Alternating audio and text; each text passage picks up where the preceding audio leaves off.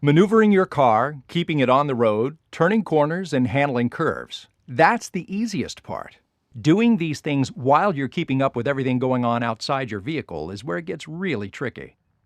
Experienced drivers learn to monitor potential trouble areas, using their eyes effectively while still concentrating on the road ahead. But new drivers often find it harder to actively scan the environment, identifying the important things and ignoring the others. Let's show you what we're talking about. Here's an exercise to test your powers of observation.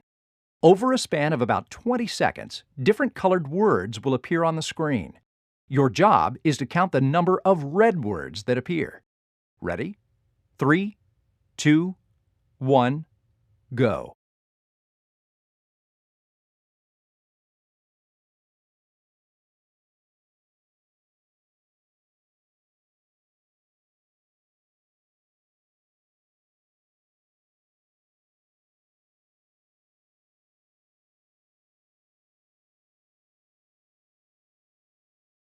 How many red words did you count? If you counted 10 red words, you were correct. What about behind the words? What did you see in the background? Did you see the school bus?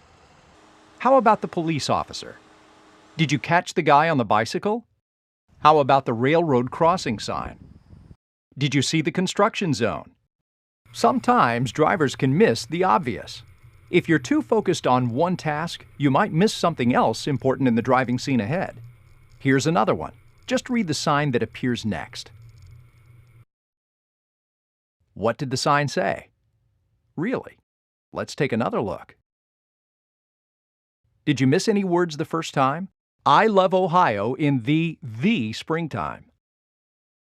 At times, it's very important to see the details. Sometimes you can see something only briefly, and then the brain goes ahead and completes the message. But sometimes the detail is not brought out for your additional consideration. Overall, you need to balance the need to see the details and the need to maintain a visual sense of the entire traffic scene around you. Seeing effectively is not easy, but it's the key to safe driving. Communicating your presence and plans to other drivers by signaling is also a big part of safe driving. But not everyone has time to communicate. So, it's up to you to maintain a clear space around your vehicle. The space between you and the car ahead is critical. It gives you time to react to sudden stops and speed changes, and helps you be a safer and smoother driver.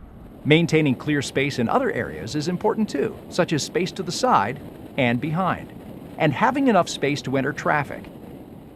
Seeing, signaling, space, and the last of the S's is speed. It wipes out a lot of new drivers.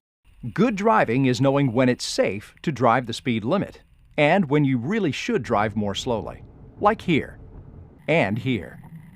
These good driving practices, seeing, signaling, space, and speed management, can help keep you out of trouble.